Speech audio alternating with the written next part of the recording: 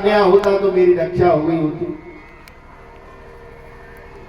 तो पितामह बोले बेटी तेरी बात ठीक है, उस दुर्योधन के दूषित अन्न को खा करके मेरी भी बुद्धि नष्ट हो गई थी, अब मेरा सारा रक्त निकल चुका है, उस दुष्ट के अन्न से जो रक्त बना था वो सब निकल गया है बेटी, इसीलिए आज तुमको मैं उपदेश कर रहा हूं। पितामह ने बहुत सा उपदेश, अच्छी अच्छी बातें पांडवों को सुनाई। अंत में भगवान से कहते हैं कि प्रभु मैं तो इसी की बाट जो रहा था कि आप हमारे सामने खड़े हो और आपका दर्शन करते हुए मैं अपने प्राणों का त्याग करूं। इति मति रूप कल्लता, मेरी इति भी आप हो, मेरी मति भी आप हो। हे प्रभु, जो मेरी बुद्धि रूपी पुत्री है मैं उसको आपके साथ उसका वर्ण करना चाहता हूं। ये बुद्धि मति मेरी इति सब कुछ आप ही हो। हे प्रभु, ऐसी मेरी इच्छा है। भगवान से बोले। पितामह तो भगवान के अश्रुपात होने लगा, क्योंकि परम भक्त है पितामह भगवान के। कहा हे पितामह आप चिंता मत करो, आपको दर्शन देने के लिए, आपको सदगति प्रदान करने के लिए ही मैं यहाँ आया हूँ। लेकिन भगवान की आंखों से भी अश्रु गिर रहे हैं झरझर। पितामह बोले प्रभु ये छवि मुझे अच्छी नहीं लग रही है, आपका तो मुखमंडल मुस्कुराता हुआ अच्छा लगता है, आप क्यों रो रहे हैं, आपके नेत्रों से क्यों आंसू गिर रहे हैं। भगवान पितामह के चरित्रों को याद दिलाते हैं। पितामह ने युद्ध जरूर कौरवों की तरफ से किया था, लेकिन वो धर्म को जानते थे, ये भी जानते थे कि विजय धर्म की ही होगी। एक दिन जब दुर्योधन ने कहा कि पितामह तुम मन लगा करके युद्ध नहीं कर रहे हो क्योंकि तुम पांडवों को मारना ही नहीं चाहते हो, ऐसा व्यंग किया पितामह से, तो पितामह ने 5 बाण निकाले और कहा कि कल का सूर्यास्त पांडव नहीं देखेंगे, ऐसा संकल्प कर लिया। तो भगवान तो अंतर्यामी है, जान गए और द्रौपदी के कक्ष में पहुंच गए रात में। बोले कहा द्रौपदी तुम सो रही हो, तुमको पता है कि कल का सूर्योदय तुम्हारे पति नहीं देख पाएंगे, अब तो तुम सफेद साड़ी पहनने की तैयारी करो, क्योंकि पितामह का वचन खाली नहीं जाएगा। बोले आप ये क्या कह रहे हैं। बोले हाँ इसीलिए तो मैं आया हूं। हे प्रभु आप ही हमारी तो रक्षा करने वाले हैं, हम किसकी शरण में जाएं, आप ही कुछ करो। बोले चलो तो हमारे साथ। गए द्रौपदी को लेकर के पितामह के कक्ष में, द्रौपदी को आगे कर दिया और सब पहले ही सिखा पढ़ा दिया कि जब तक आशीर्वाद नहीं दे दे तब तक उनके पैरों को तू छोड़ना मत। अब तो घूंघट डाल के लंबा सा और गई पितामह के चरणों को पकड़ लिया। पितामह ध्यानवस्थ थे, उस समय माला कर रहे थे, लेकिन जैसे ही पैरों को पकड़ा तो पितामह ने ये अरे कौन है इतनी रात में, तू कौन है, पहचान नहीं पाए।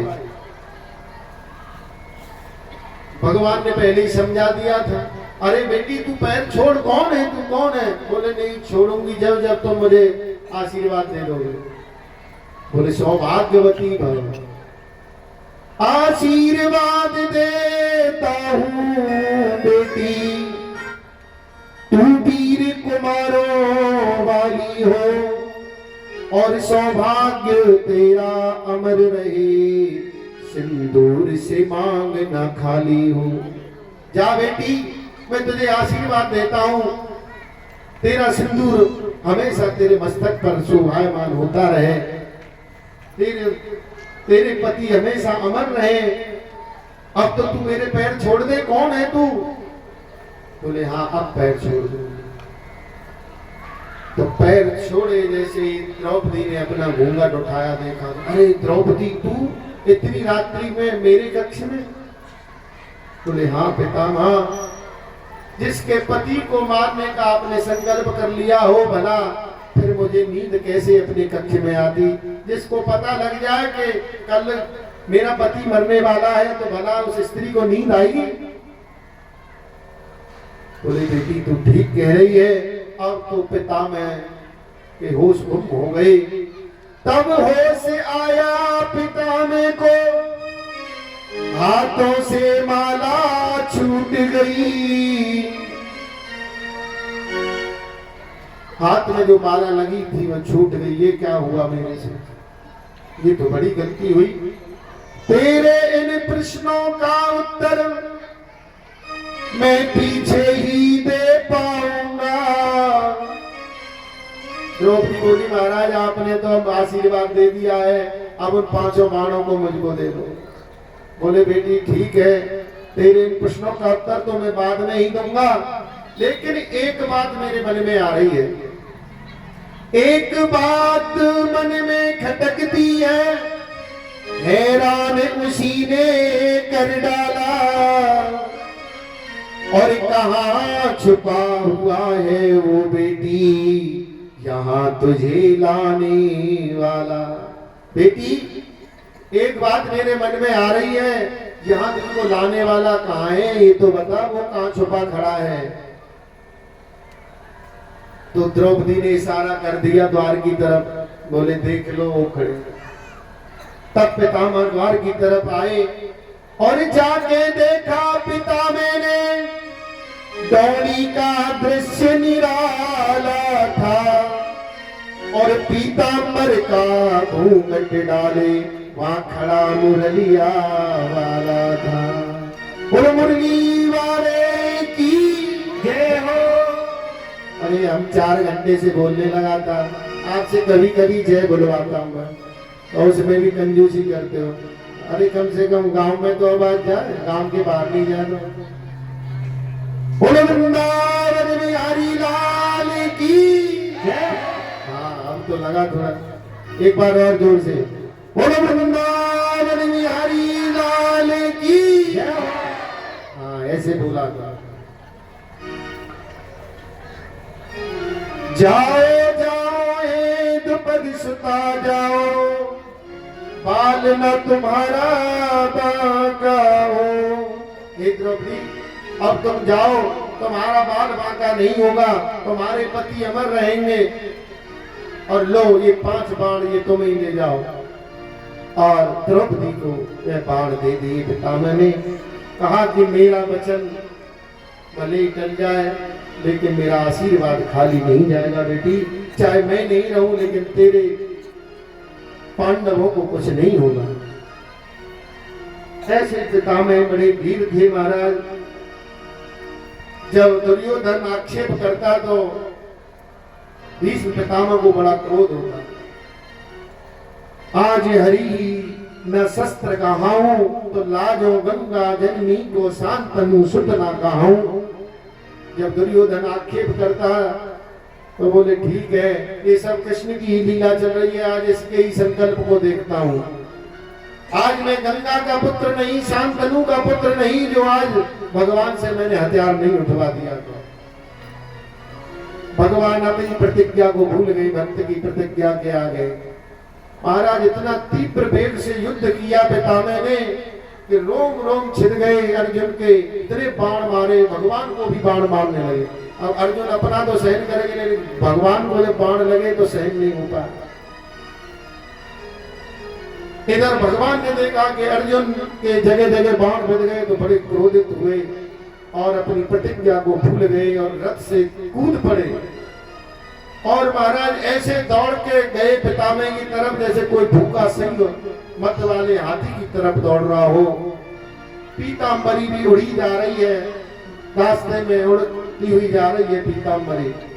और भगवान एक पहिए को ही चक्र का रूप धारण करके चक्र को हाथ में लिए और महाराज उस रथ के पहिए को लेकर के दौड़ते हुए जा रहे हैं पितामह को। आज मैं इसको नहीं छोड़ूंगा। इधर अर्जुन पीछे पीछे पैरों को पकड़ रहे हैं। प्रभु आप अपनी प्रतिज्ञा का तो ध्यान रखो, आप क्या कर रहे हैं, छोड़ो छोड़ो। लेकिन भगवान बोले नहीं, आज कुछ भी हो जाए, आज इसको छोड़ूंगा नहीं। नाटक कर रहे हैं भगवान। अपना वचन टले टल जाए, भक्त का वचन न टलने पाए। भगवान अपने वचन को भूल जाते हैं, अपनी प्रतिज्ञा को भी तोड़ देते हैं भक्त की प्रतिज्ञा के आगे। ऐसे पितामह हैं। और अब रवि उत्तरायण हुए और भगवान का दर्शन करते हुए अपने शरीर का त्याग कर देते हैं पितामह। भगवान भी बड़ी दुखी हुए। भगवान ने स्वयं इनका संस्कार किया। दो ही भक्तों को ऐसा अवसर मिला, एक तो जटायु, दूसरे पितामह भीष्म, जिनका संस्कार स्वयं भगवान ने अपने हाथों से किया। जटायु की धूल जतन सो जारी, ये भगवान के परम भक्त हुए। भगवान ने इनकी अंतिम जो इच्छा थी कि दर्शन करते हुए मैं मुक्त हो जाऊं, उसको भगवान ने पूर्ण कर दिया। बोलिए भक्त वत्सल भगवान की जय हो। मेरे जीवन की नैया, मेरे जीवन की गाड़ी श्याम चलाता है। क्यों घबराऊं मैं, मेरा तो श्याम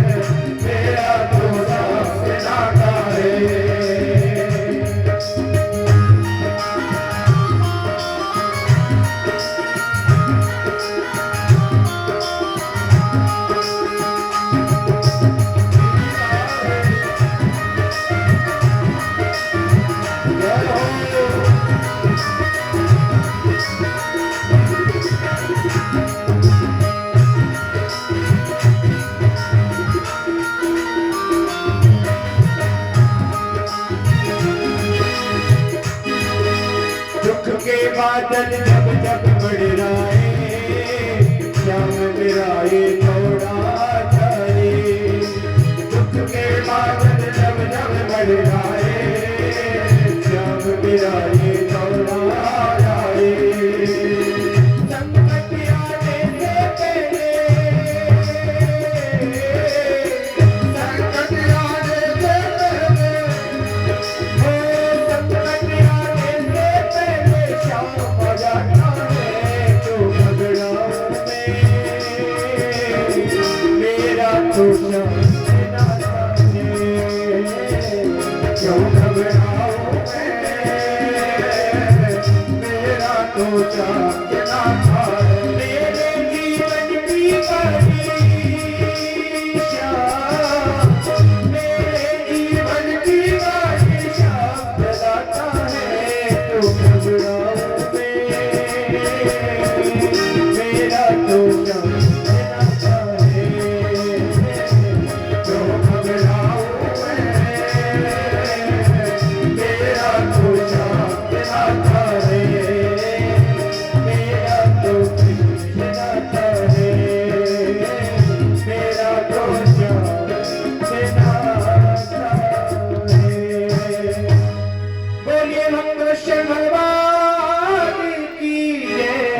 जय जय श्री राधेश।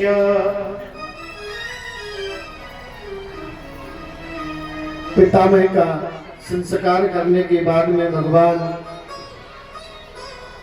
द्वारका के लिए प्रस्थान किए। वहां द्वारका की बहुत सी स्त्रियां अट्टालिकाओं पर, महलों पर चढ़ चढ़ के भगवान के ऊपर पुष्प वर्षा करती हैं, स्वागत करती हैं। सबसे पहले भगवान अपने माता पिता के चरणों में प्रणाम करते हैं। देखो भगवान शिक्षा दे रहे हैं, प्रातः काल उठ के रघुनाथा, मात पिता गुरु नावई माता। कि सबसे पहले क्या करें जगते ही? अपने माता पिता, गुरुजन, अपने से बड़े ज्येष्ठ जन, ब्राह्मण, संत महात्मा, अपने से बड़ा कोई भी ज्येष्ठ वृद्ध कोई भी मिले उसको सीताराम, राधे श्याम, जय श्री कृष्ण परस्पर प्रणाम करना चाहिए। हमारी संस्कृति की हर क्रिया से भगवान का नाम जुड़ा हुआ। पहले लोग गेहूं आदि तोलते थे घर में। हमारी उम्र तो फिर कम है, आप लोगों ने तो खूब देखा होगा घरों में, 1 राम, 2 राम, 3 राम, 4 राम, 5 राम, ऐसे करके तोलते थे। मतलब काम भी हो रहा है और भजन भी हो रहा है, हर क्रिया से भजन। ब्रज की गोपियां अलग से माला लेके भजन नहीं करती थी, उनकी हर क्रिया से भजन जुड़ा हुआ था। दूध की मथानी बिलो रही है, मक्खन निकाल रही है, श्री कृष्ण गोविंद हरे मुरारी, हे नाथ नारायण वासुदेवा, भगवान की भजन गाती हुई झाड़ू लगा रही है तो भगवान का भजन गाती। अरे अभी तक हमने देखा माताओं को, जहाँ तक कहीं पतारी कुल्ला आदि करने, क्या कहते हैं आपके यहाँ, जाते हैं तो वहां भी माताएं गीत गाती जाती। कोई बूढ़ा बूढ़ो मर जाए तो भजन गाती हुई जाती, कुआओं पे पानी लेने जाती तो भजन गाते हुए जाते और भजन गाते ही आते। बताएं कैसे करती ब्रज गोपियां भजन?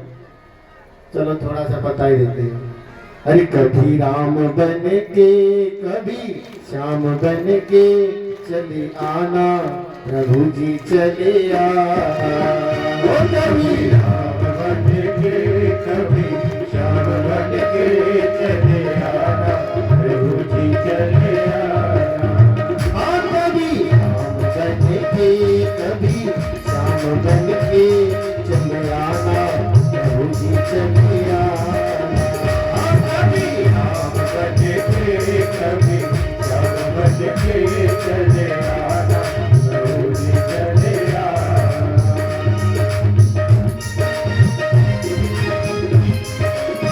जय हो।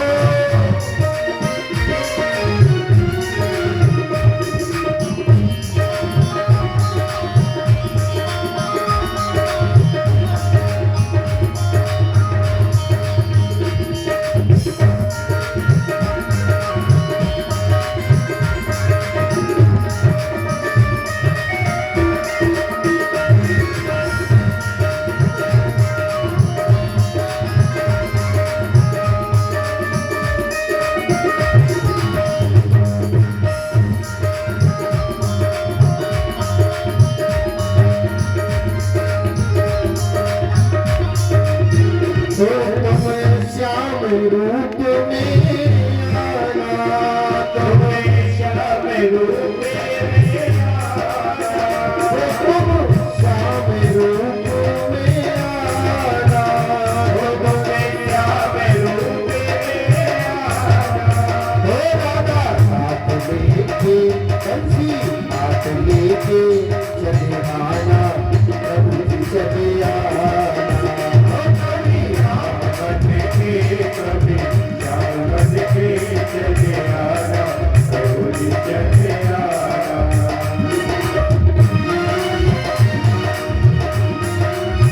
जय हो।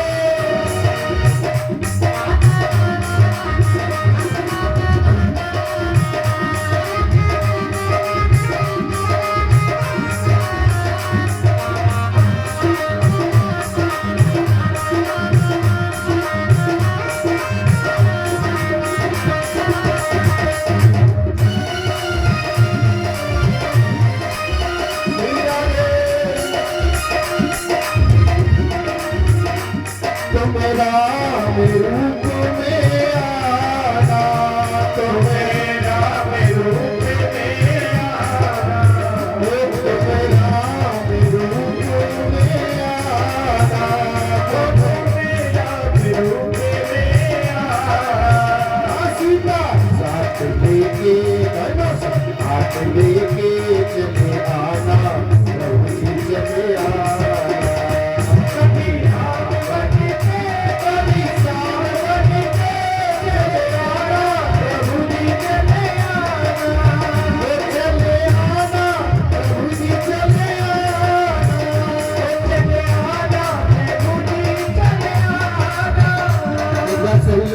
सेवा करते हुए। बहुत पुराना भजन है, सब माताएं गाना जानती है।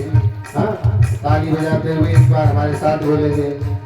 कभी राम बन के कभी श्याम बन के चले आना, प्रभु जी चले आना।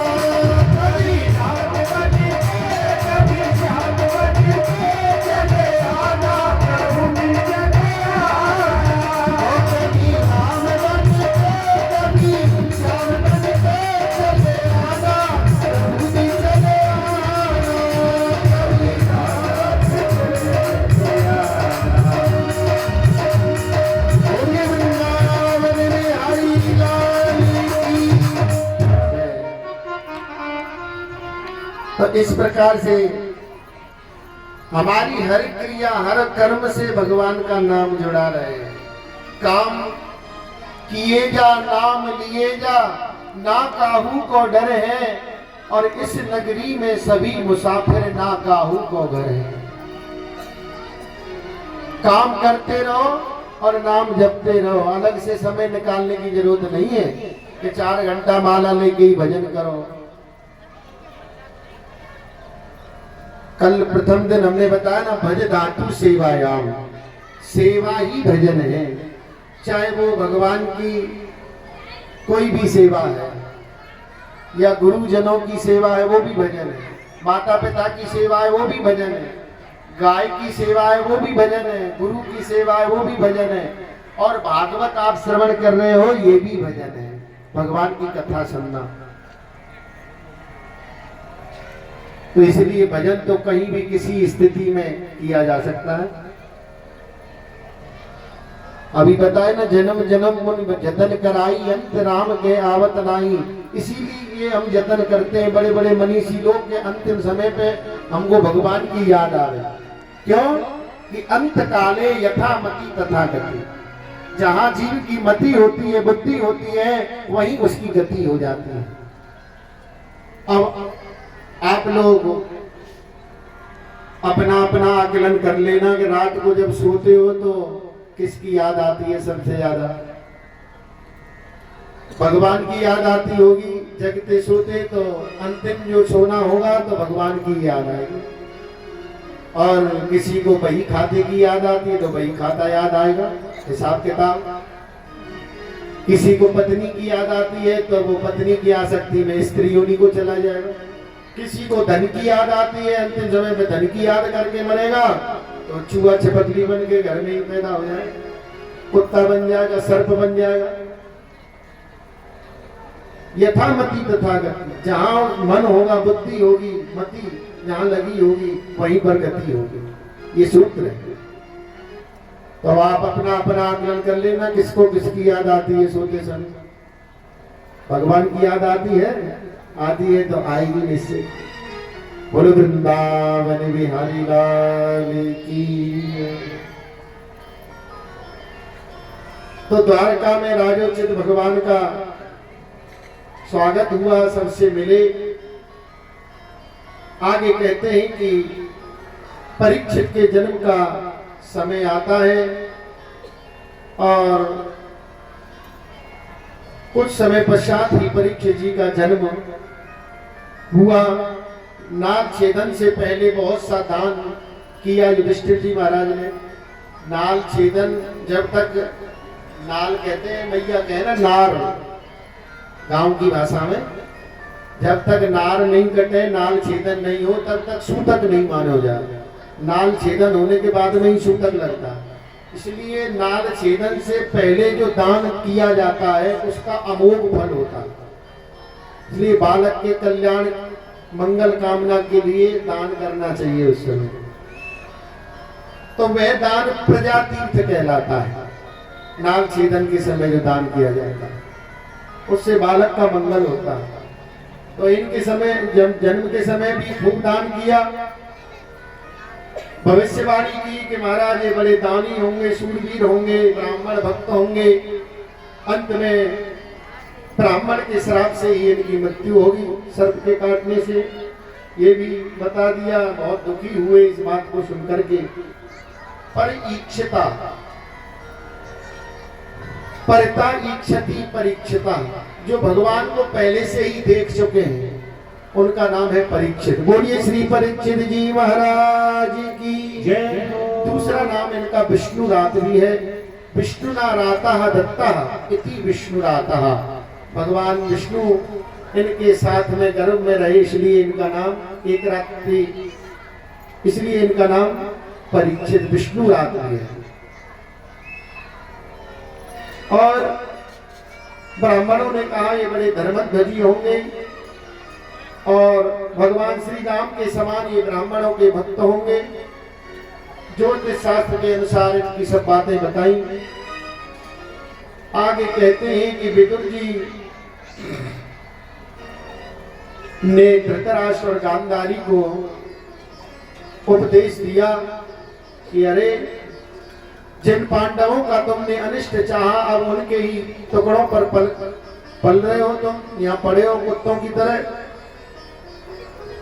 ये सब छोड़ दो जीते जी, नहीं तो मरने पे सब छोड़ना ही पड़ेगा। काल चिरैया चुभ रही निस्दिन आयु खेत, ये काल रूपी चिरैया रोज एक एक दिन को खाती जा रही है, इसलिए चेत जाओ। तो विदुर जैसे महात्मा ने इनको समझाया धृतराष्ट्र को, महात्मा की बात मानी इसलिए इनका कल्याण हो गया, नहीं तो हजारों जन्म धृतराष्ट्र लेते तो इनका कल्याण होने वाला नहीं था।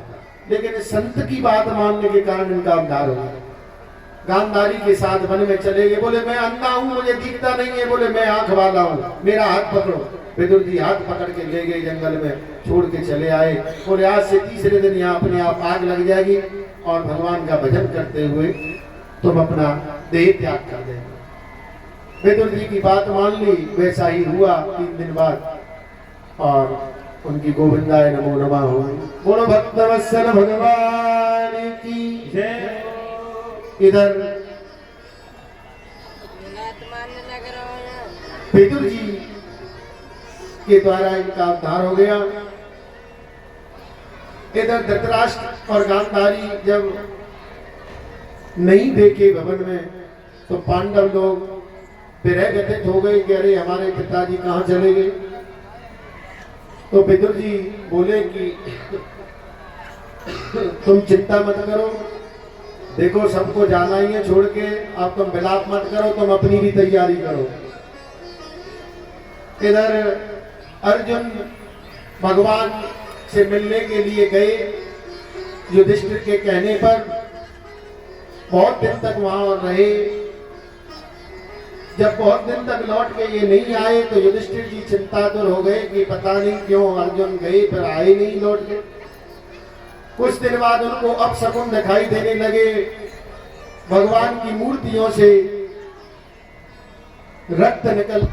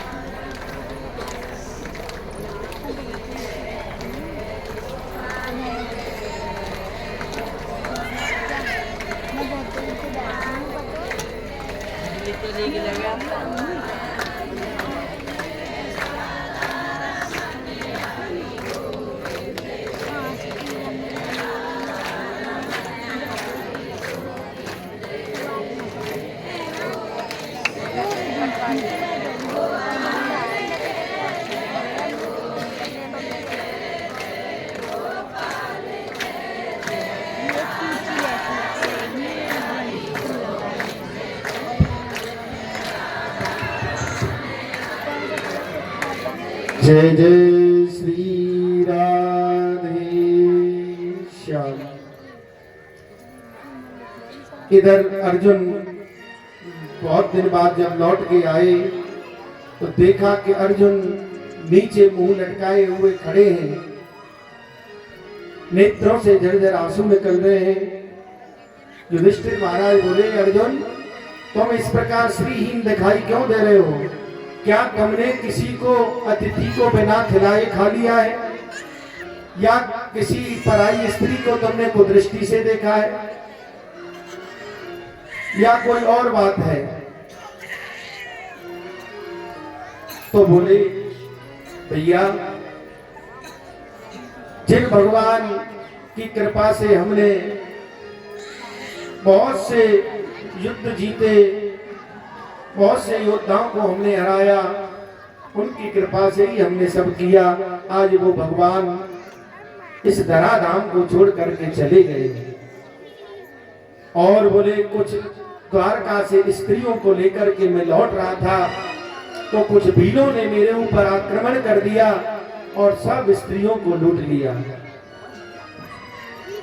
ये समय का खेल है, समय समय की बात है और समय बड़ा बलवान। और भीलन लूटी गोपिका, वही अर्जुन वही बाण।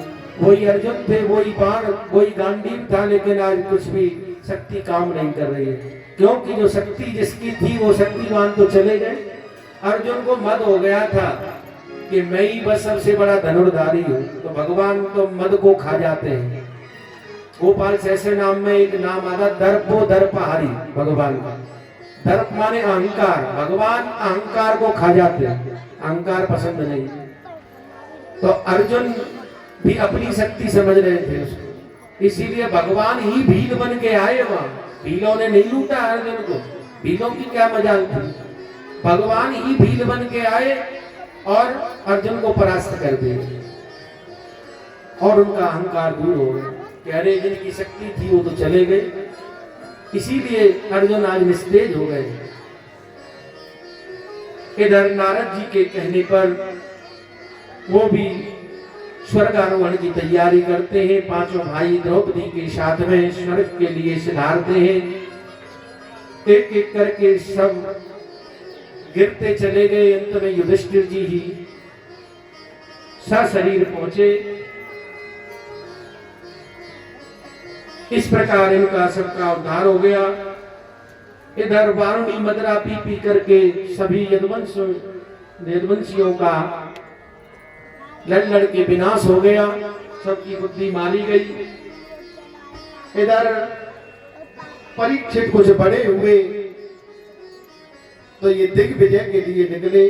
धर्म जो बैल के रूप में घूम रहे थे कली के डर से, और गाय बन के पृथ्वी घूम रही थी डर की वजह से। पीछे पीछे कली स्वयं एक सूत्र का रूप धारण करके उन पर पादप प्रहार कर रहा है। जो पृथ्वी गाय बनी हुई थी, कुरजांगल आदि देशों में भ्रमण करते हुए परीक्षित जी जब ये दृश्य देखे तो उनसे सहा नहीं गया और कहा कि अरे दुष्ट, कौन हो तुम दिखते तो राजा की तरह हो, लेकिन लगता है तुम कोई शूद्र हो। इस प्रकार मेरे राज्य में तुम्हारी इतनी हिम्मत के गाय पर पादप प्रहार करते हो। अभी ठहर जाओ, मैं तुम्हारी चिकित्सा करता हूं। अब तो वह शूद्र कोई और नहीं था, स्वयं कली था। आकर के चरणों में गिड़गिड़ाने लगा। परीक्षित जी ने इसको अभय प्रदान कर दिया। कहा लेकिन मैं तुमको छोड़ूंगा नहीं, क्योंकि तू अधर्म का साथी है और मेरे लिए, मेरे राज्य में तेरे लिए कोई स्थान नहीं है, इसलिए तुम यहां से चले जाओ। बोला महाराज मैं कहां जाऊंगा, मेरे लिए कोई स्थान तो बताओ, मैं कहां रहूं। देखो इस कलयुग में धर्म के जो चार पैर हैं ना, तप, शौच, दया और सत्य, एक ही पैर बचता है कलयुग में।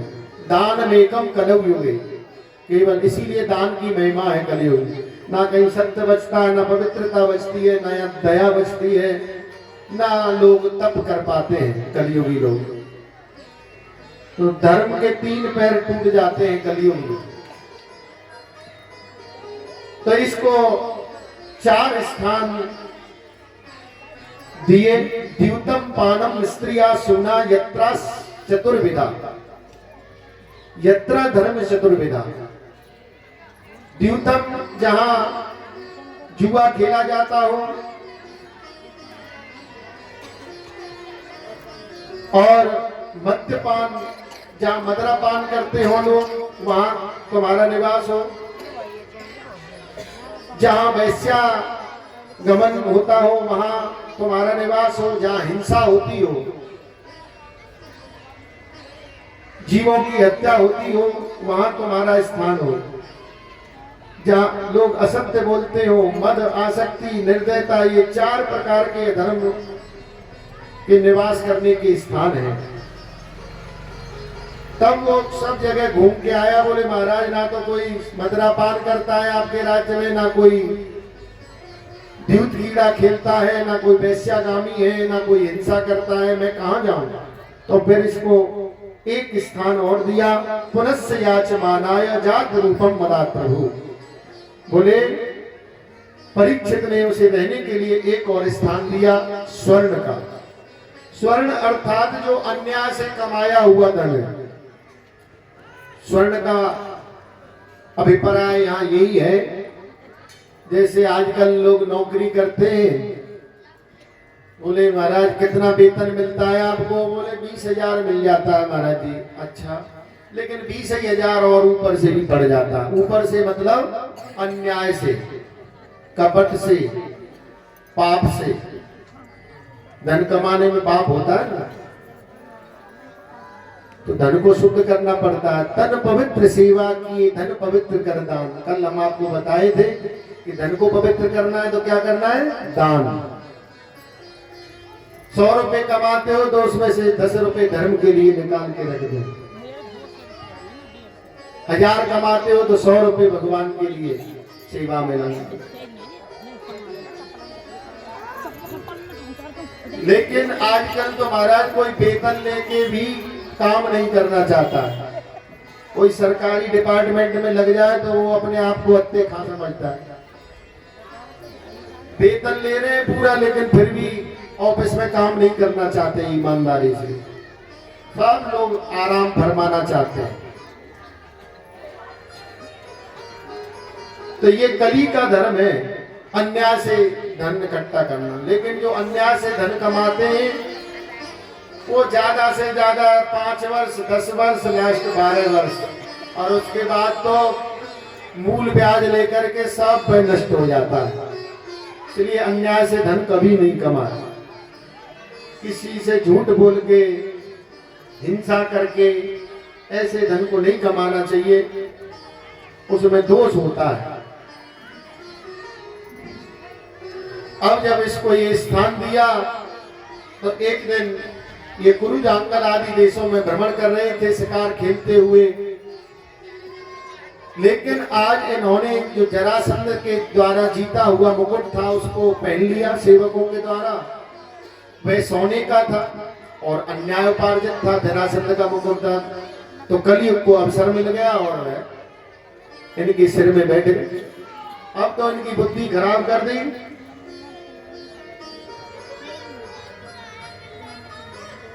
समीक ऋषि के आश्रम में पहुंचे।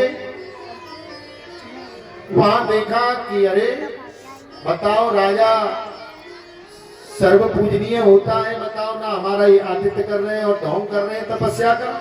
अरे राजा आया है, कम से कम उठ करके आतिथ्य करना चाहिए, जलपान कराना चाहिए। स्वयं सम्मान की चेष्टा करने लगे और क्रोध में आकर के वहां एक मृत सर्प पड़ा हुआ था, उसी को इनके गले में डाल के और चले आए। अब इनके पुत्र को पता लगा कि इस प्रकार से अपमान हुआ है, तो इन्होंने कौश की नदी का जल लेकर के और श्राप दे दिया कि आज से 7वें दिन तक्षक सर्प के काटने से परीक्षित की मृत्यु होगी। ये सूचना परीक्षित महाराज को मिली तो दुखी नहीं हुए और प्रसन्न हुए कि अरे ये तो ठीक ही किया। अरे मेरी बुद्धि इतनी भ्रमित कैसे हो गई, जो भुजाएं हमेशा ब्राह्मणों के आगे हाथ जोड़ के खड़े रहते हैं, जिन भुजाओं से आज उन्हीं भुजाओं से उन्हीं हाथों से मेरे से अपराध हो गया, ये भुजा टूट के क्यों नहीं गिर जाए, ऐसे पश्चाताप कर रहे थे। लेकिन जैसे ही सुना कि तुमको श्राप मिल गया है तो तुरंत सब कुछ छोड़ करके और गंगा तट की ओर चल दिए।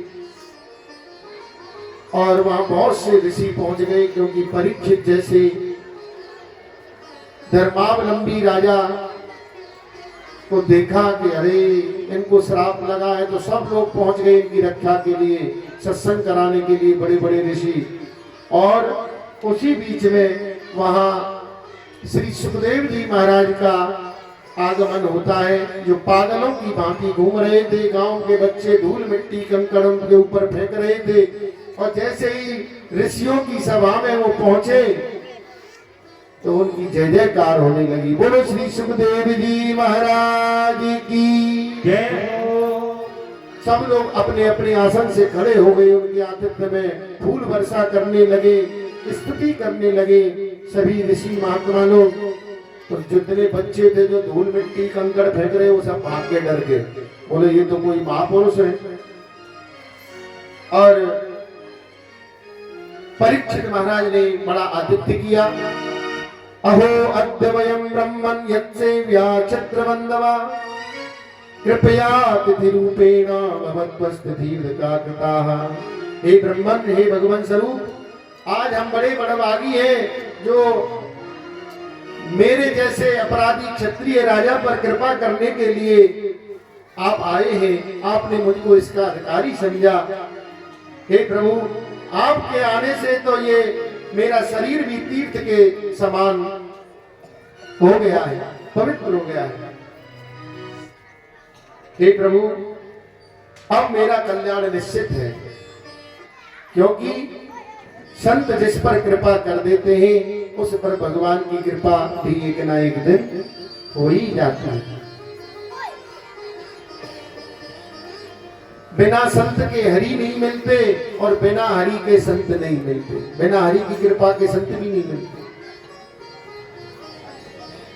तो अब मुझे भरोसा हो गया है कि अब मुझे निश्चित भगवत प्राप्ति हो जाएगी, इसमें कोई संशय नहीं है। अब मोहि भाव भरोस है न मनता, बिनु हरि कृपा मिले नहीं सकता। मिले हरि कृपा मिले नहीं सकता। अब मोहि भारो भरोस है मनता, बिनु हरि कृपा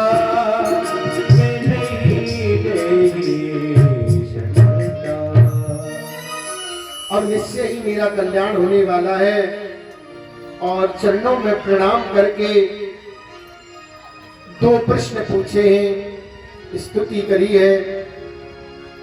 अतः पृच्छामि संसिद्धिं योगिनां परमं गुरुं पुरुषस्य यत् कार्यं म्रियमाणस्य सर्वथा। दो प्रश्न पूछे महाराज, आप मेरे कोई कल्याण का साधन बताओ। दो प्रश्न क्या पूछे हैं कि जीवन पर्यंत हमको क्या करना चाहिए, क्या धर्म है हमारा, क्या कर्म है, क्या करे जीव अपने कल्याण के लिए। और जो मरने ही वाला है, जिसका अंतिम समय आ गया हो, बोले महाराज वो क्या करें।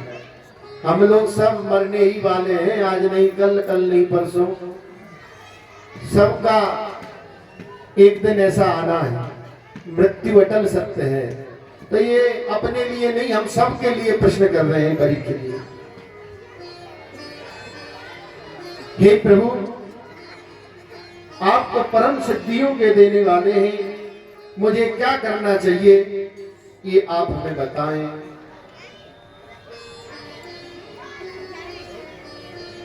जीवन पर्यंत क्या करें और जिसकी मृत्यु समीप आ गई हो वो क्या करें। महाराज ये मेरे दो प्रश्न हैं। तो सुखदेव जी बोले कि तुम्हारे प्रश्नों का ही उत्तर मैं पहले दे देता हूं, बाद में कथा शुरू करेंगे। वरीयानि सिते प्रश्न कथम लोकहितं नृपा आत्मविद सम्मता पुंसाम श्रुता दिव्यसिया परा।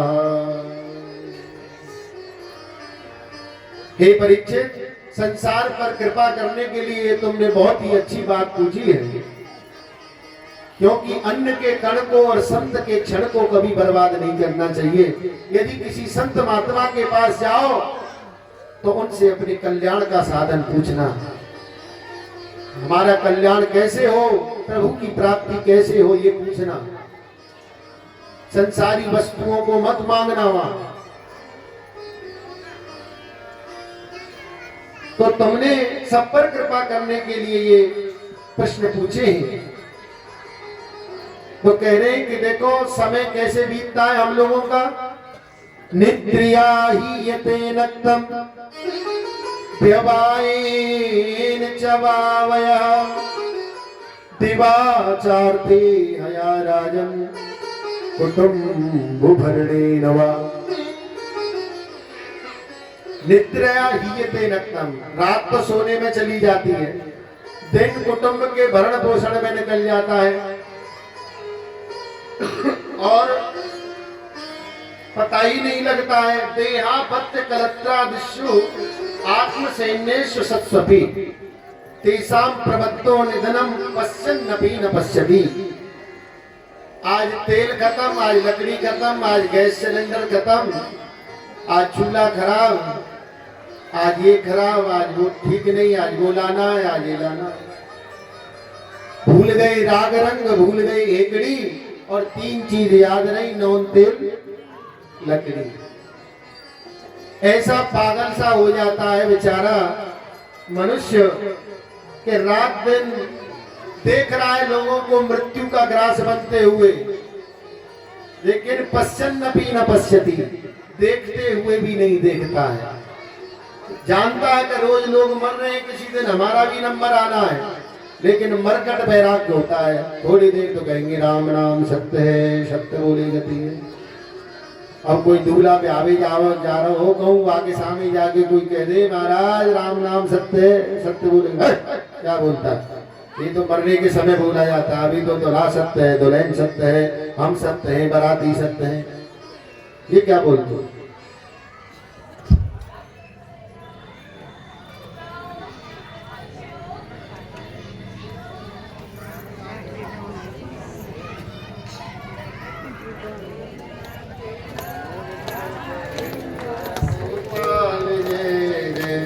जय जय श्री राधे श्याम।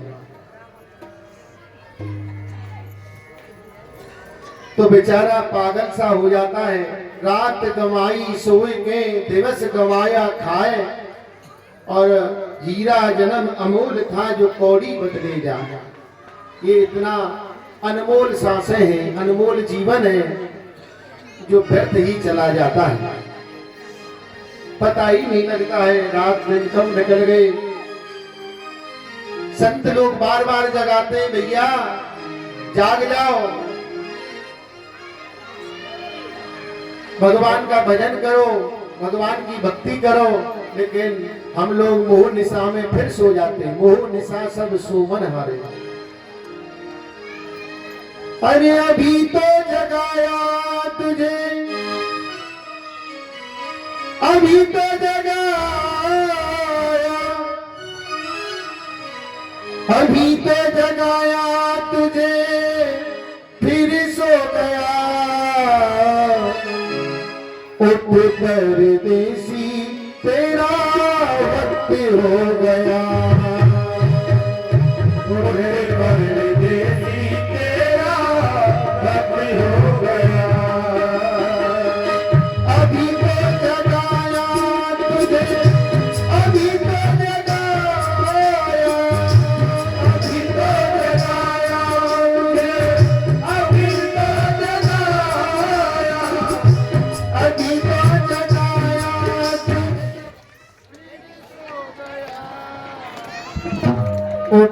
परदेसी तेरा वक्त हो गया, परदेसी तेरा वक्त हो गया, परदेसी तेरा वक्त हो गया, परदेसी तेरा वक्त हो गया।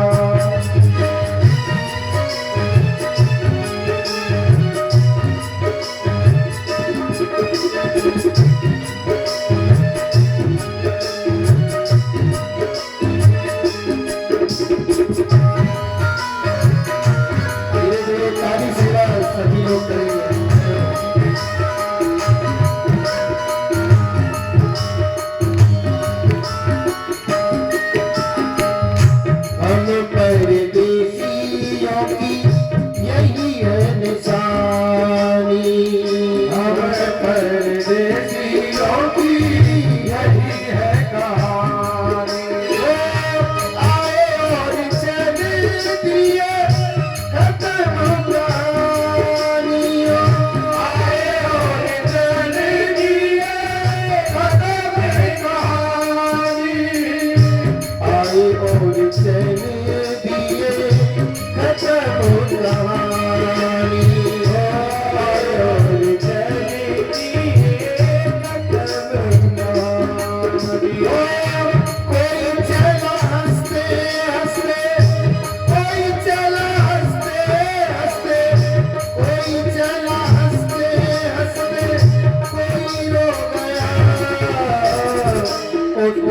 परदेसी तेरा वक्त हो गया, मुझे परदेसी तेरा वक्त हो गया।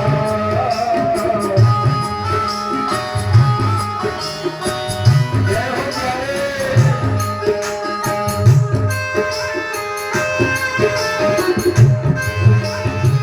हे हरि।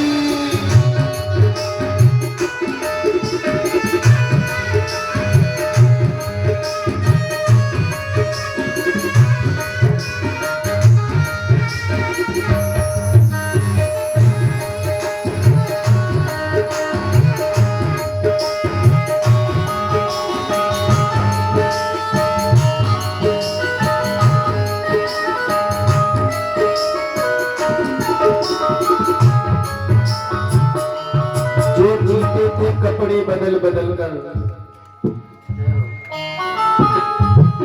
जो जीते थे कपड़े बदल बदल कर, अब जा रहे हैं देखो कंधे बदल बदल कर।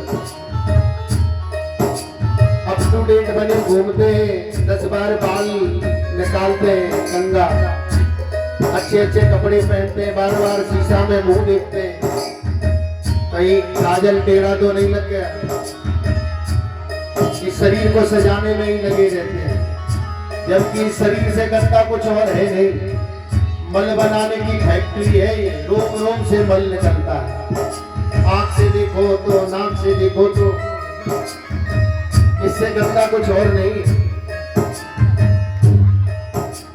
संत लोग जगाते हैं फिर सो जाते हैं, बार बार हम जन्म लेते हैं फिर मरते हैं, फिर 84 के चक्कर में पड़ के फिर भोगना पड़ता है।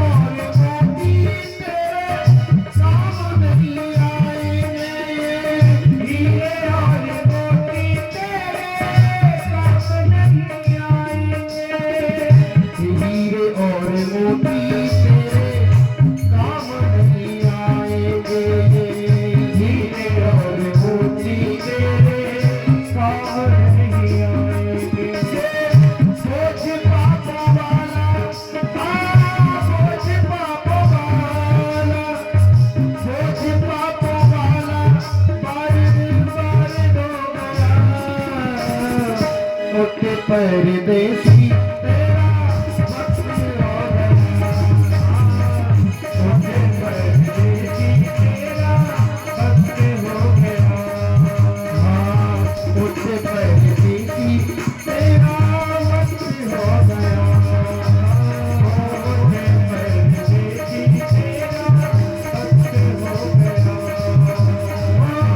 इस दुनिया में तेरा कोई अपना नहीं, इस दुनिया में तेरा कोई अपना नहीं, यहाँ परदेसी कोई तेरे तक रहा नहीं, यहाँ परदेसी कोई तेरे तक रहा नहीं, यहाँ परदेसी कोई तेरे तक रहा नहीं, आओ जा परदेसी कोई तेरे तक रहा नहीं, ओ वापस ना आया, वापस ना आया, वापस ना आया, एक बारी जो गया, उठ परदेसी तेरा वक्त हो गया, उठ परदेसी तेरा वक्त हो गया, उठ परदेसी तेरा वक्त हो गया, उठ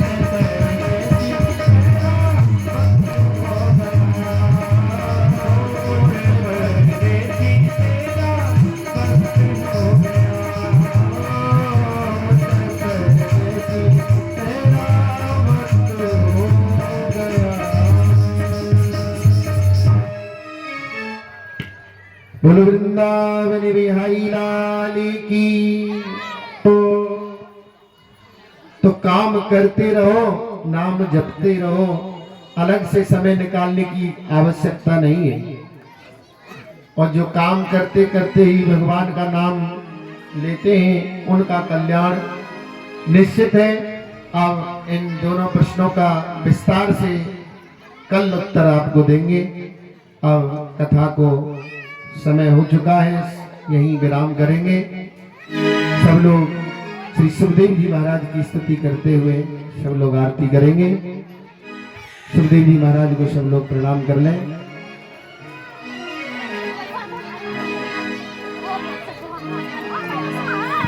सारे तीर्थ धाम आपके चरणों में,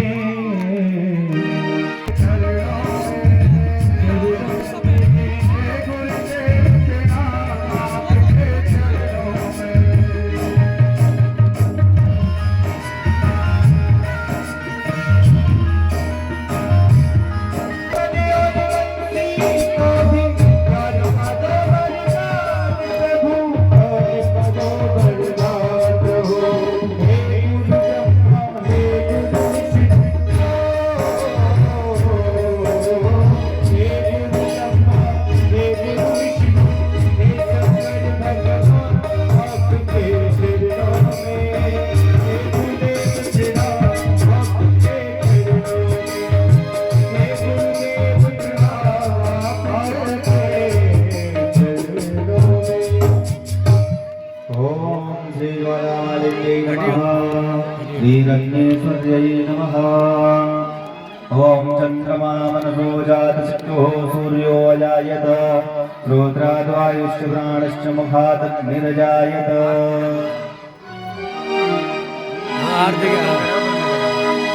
मन में बसा है तेरी मूर्ति, उतारूं मैं कृष्ण तेरी आरती। मन में बसा है तेरी मूर्ति, उतारूं कन्हैया तेरी आरती। तेरी आरती हो, तेरी आरती, तेरी आरती हो, तेरी आरती। मन में बसा है तेरी मूर्ति, उतारूं भगवान तेरी आरती। करुणा करो कष्ट हरो, साथ तो भगवान भगव भसिना कर दो भगवान।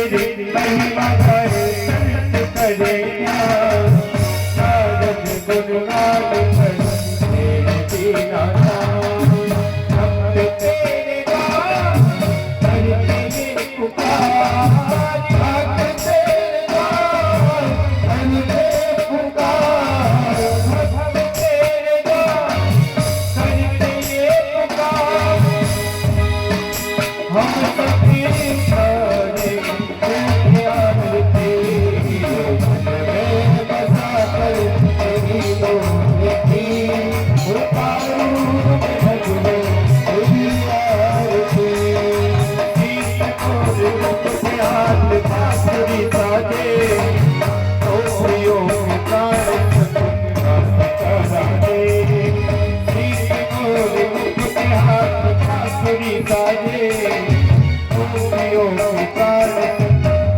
करा दे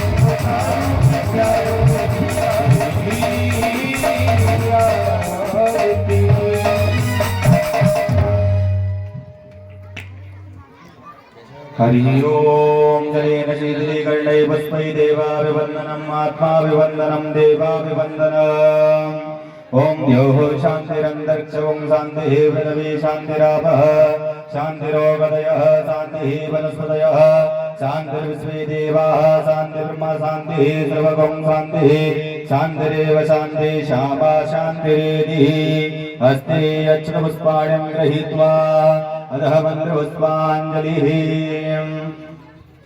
हरिः ओम यज्ञेन यज्ञमयदन्त देवास्तानि धर्माणि प्रथमान्यासन्नः ते अनाकं महिमानः सचन्त यत्र पूर्वे साध्याः सन्ति देवाः हरिः ओम राजाधिराजाय प्रसह्यसाहिने नमो वयं वैश्रवणाय कुर्महे समे कामान् कामकामाय मह्यं कामेश्वरो वैश्रवणो ददातु कुबेराय वैश्रवणाय महाराजाय नमः ओम स्वस्ति साम्राज्यं भोज्यं स्वराज्यं वैराज्यं पारमेष्ठं राज्यं महाराज्यमाधिपत्यमयं समन्तपर्यायै स्यात् सार्वभौम सार्वायुषान्धात्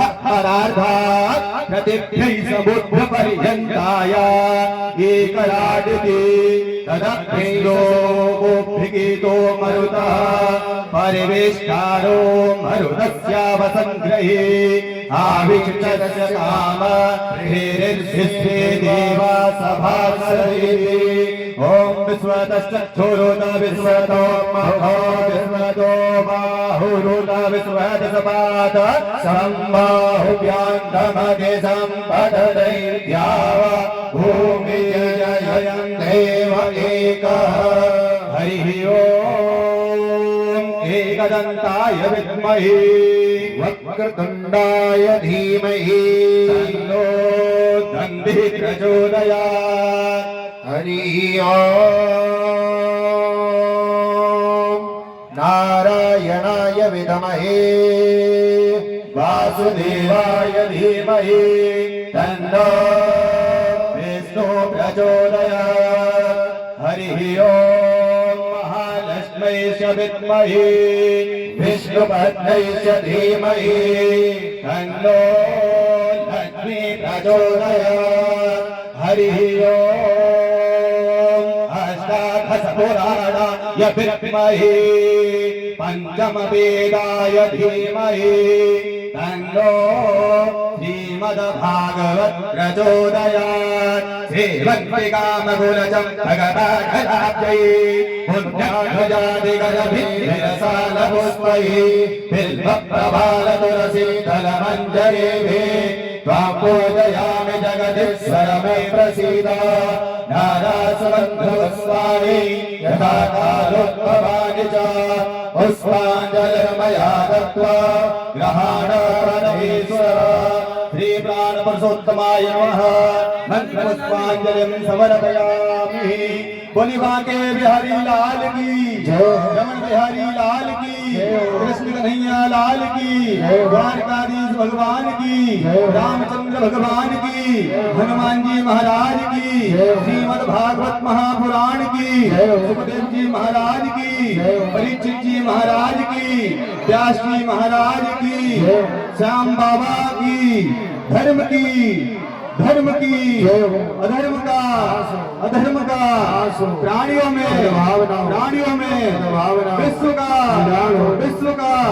गौ माता की सत्य सनातन धर्म की भारत माता की जय जय श्री राधे।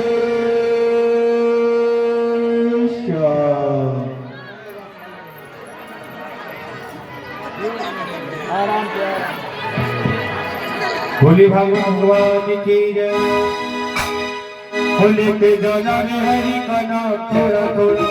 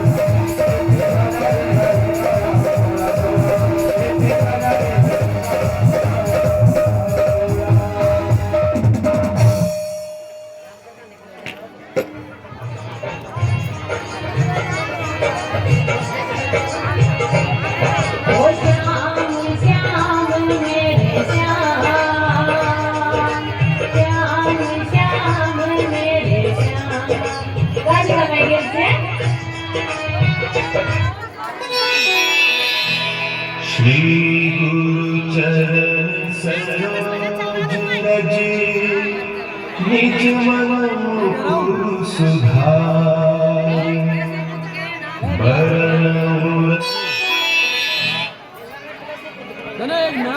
सजमती श्याम नजर लग जाएगी, सजमती श्याम नजर लग जाएगी, की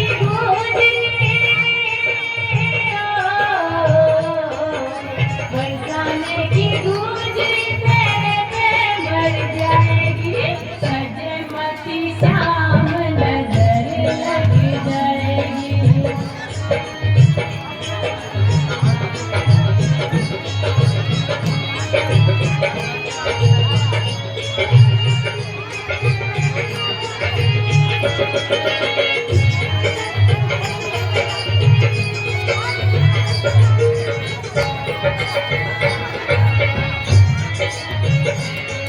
ओ श्याम श्याम मेरे श्याम, श्याम श्याम मेरे श्याम।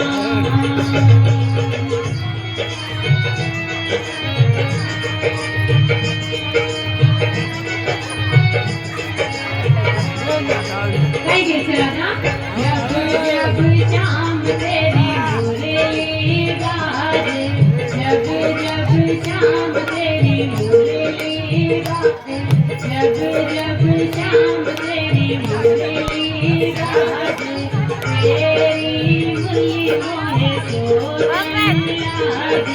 तेरी मुस्कान सोचने लागे बची तेरी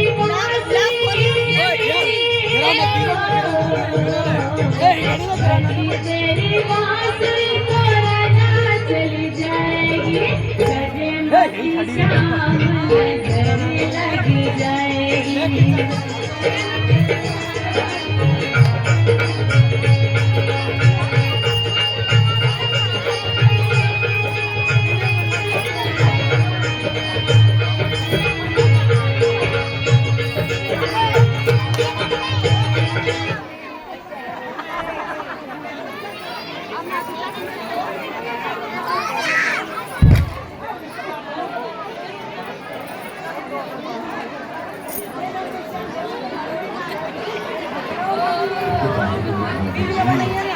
Thank you.